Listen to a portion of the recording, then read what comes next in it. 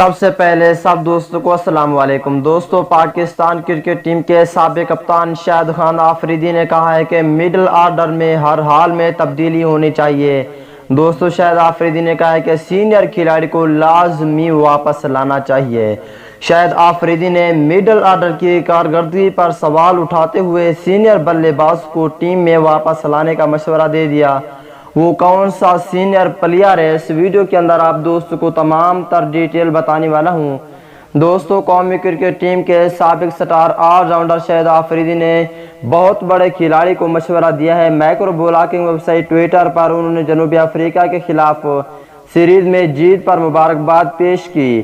شاہد آفریدی نے کہا کہ جیت کے ساتھ ہمیں مڈل آرڈر کی کارکردگی کو بھی دیکھنا ہوگا جو کافی عرصے سے ناکام ہو رہی ہے۔ انہوں نے مشورہ دیا ہے کہ ٹی20 ورلڈ کپ کا سال ہے، اس لیے ایک بہت بڑے کھلاڑی کو لازمی واپس لانا ہوگا۔ تمام تر ڈیٹیل بتانے والا ہوں۔